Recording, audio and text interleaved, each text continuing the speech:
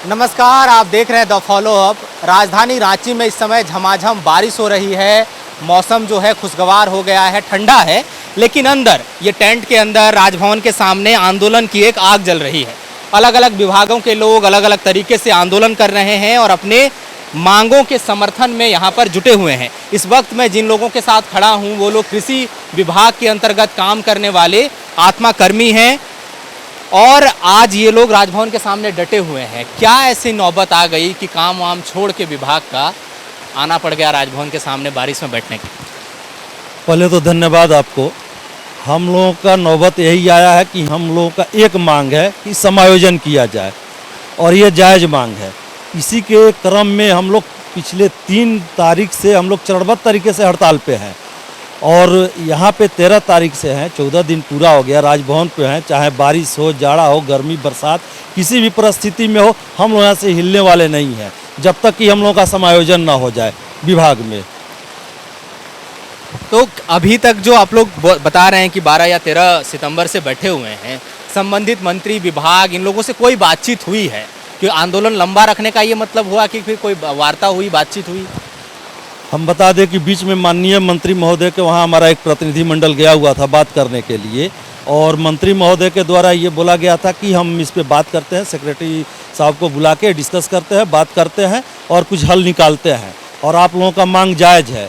लेकिन अभी तक कोई इसमें सकारात्मक पहल नहीं किया गया। हमारे डेलीगेट गए हुए थे। इसी क्रम में हम लोग कृषि निदेशालय का भी घेराव किए थे। एक दिन वहाँ भी धरना प्रदर्शन हम लोग किए थे 22 तारीख को, लेकिन अभी तक कोई सकारात्मक पहल नहीं हुआ और हम लोग डटे हुए हैं। हम लोग एकदम पूरे हमारे आत्मा कर्मी में उग्र रूप अब धारण करने जा रहा है जो परिस्थिति बन रही है। धरना से आगे क्या, अगर मांगों पर विचार नहीं? धरना से आगे यही है कि हम लोग जब तक समायोजन नहीं होगा तो हम लोग कार्य का बहिष्कार करते रहेंगे, क्योंकि पिछले 10 से 12 सालों से हम लोग कार्यरत हैं और तो हम लोग का मेन जो उम्र था, उम्र तो पार हो गया। अब इस परिस्थिति में हम लोग कहाँ जाएंगे? सरकार तो मेरा गोल्डन पीरियड तो ले ली, अब इसके आगे हम लोग कहाँ जाएंगे? अगर हमको समायोजन नहीं किया जाएगा तो कहाँ जाएंगे? जो कि हम लोग already agriculture graduate, allied agriculture graduate हैं, तो फिर उसके बाद टेक्निकल जब हम लोग एक्सपीरियंस होल्डर हैं तो हम लोग को ना रख के नए से वैकेंसी निकाल के वो समय अगर नियुक्ति करते हैं तो हम लोग को मांग जायज़ है। और अभी इस तरह से कोई अधिसूचना जारी हुई है कि वैकेंसी निकलने वाली है, निकाली जा सकती है, किस चीज़ का डर है? डर ये है कि वैकेंसी का प्रक्रिया माने प्रारंभ हो रही है, तो इसीलिए इसी को लेके हम लोग विरोध प्रदर्शन कर रहे हैं। तो इसके अलावा जितने भी इलाइट सेक्टर में हैं तो अब पद खाली है, लेकिन सरकार की मंशा क्या है अभी तक वो स्पष्ट नहीं किए हैं, तो हम लोग अभी कंटिन्यू विरोध प्रदर्शन जारी रखे हैं। आप लोगों के हिसाब से 12-13 सितंबर से आप लोग बैठे हैं और सकारात्मक कह रहे हैं कि बातचीत नहीं हुई, आपके हिसाब से क्या कारण है? कारण मंत्रिमंडल मतलब कि अभी हम लोग के विरोध में चल रही है। हम लोग के मतलब कि अभी कोई उस तरह का कोई आया ही नहीं हम लोग के पास में कोई भेंट करने के लिए, इसलिए एक सूत्री मांग हम लोग का है समायोजन करने का। अगर हम लोग का समय पर विचार होता है तो अति उत्तम हो, नहीं तो हम लोग धरना स्थल बैठे रहेंगे हम लोग। क्या मतलब आप लोगों की तरफ से इच्छा क्या है? कौन आए मुलाकात करने, किन से बातचीत हो आपकी? जो हमारे उच्च अधिकारी पदाधिकारी हैं, जैसे समिति डायरेक्टर हो गए, चाहे एग्रीकल्चर डायरेक्टर हो गए, चाहे वो लोग अगर आते हैं हमारे पास में, अगर हम लोग क्या बुलाते हैं तो हम लोग खुद जाएंगे। हम लोग तक ऐसी कोई पहल हुई? कोई पहल नहीं है, इस तरह से कोई पहल हुई है, लेकिन अभी मतलब कि हम लोग के मतलब कि नॉलेज में नहीं है। पहल हुई है लेकिन उससे जानकारी हम लोग को पूरा क्लियर नहीं पता अभी है। बतौर महिला, जब झारखंड में कई तरह की स्थितियां हैं और आप लोग भी यहाँ पर आई हुई हैं, बारिश का मौसम है, घर से इतने दिन तक बाहर रहना कितना आसान या मुश्किल है? बहुत सिंपल चीज़ है सवाल है कि कितना मुश्किल होता है इस तरह से बाहर आना, बारिश में धरना देना 8-8 दिन? देखिए, मुश्किल तो बहुत सारी है। घर परिवार को छोड़ के हम लोग आज यहाँ पर 14 से 15 दिन धरना पे बैठे हुए हैं। हम लोग का बस एक ही मांग है, जो कृषि विभाग में जितने भी रिक्त पड़े पद हैं उसमें हम लोग का सीधा समायोजन होना चाहिए। कितने पद खाली हैं, कितने आप लोग स्टाफ? हम लोग लगभग 546 से 550 के लगभग स्टाफ हैं और कृषि विभाग में लगभग 2000 से ऊपर पद खाली हैं अभी तक। तो उसमें हम लोग चाहते हैं कि हम लोग का 2000 में से, हाँ, योग्यता के अनुसार सीधा समायोजन किया जाए। अभी तक आप लोग जो मांग कर रहे हैं, आप लोगों की जो भूमिका है कृषि विभाग में, वो कितना तक प्रभावित होगा अगर आप लोग ऐसे आंदोलन करते हैं? हम लोग कृषि विभाग में इतना प्रभावी हो चुके हैं कि सारा जितना भी योजनाएं आती हैं ये कृषि विभाग का, उसके अलावा जैसे पूजा ड्यूटी हुआ, फिर इलेक्शन ड्यूटी हुआ, इसके अतिरिक्त जितना भी कार्यक्रम होती है उसे सरकार हम लोग से काम कराती है और उसके मतलब एवज में हम लोग को कोई बेनिफिट नहीं दिया जा रहा है। समायोजन के अलावा भी कोई मांग है, कोई और भी शिकायत ना रहे? नहीं, मैं भी बिल्कुल एक सूत्री मांग है हम लोग का समायोजन, उसके अलावा कोई मांग नहीं है। अभी तो जैसे अभी फेस्टिवल, आप लोग भी इसी आत्मा कर्मचारी ही हैं, अभी फेस्टिवल भी आ रहा है दुर्गा पूजा, अब तो कल से पहली पूजा शुरू हो जाएगी।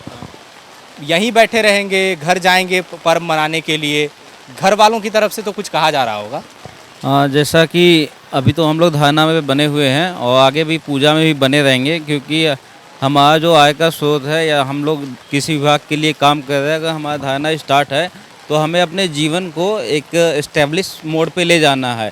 अगर आज हम चले जाते हैं तो हमारा भविष्य अंधकार में होगा, तो हम लोग चाहेंगे कि इस धारणा को हम लोग कंटिन्यू रखें, जो आगे हमारे सुरक्षित भविष्य के लिए और हमारे परिवार के लिए जिसके लिए हम ये सब कर रहे हैं वो भी सुरक्षित रहें।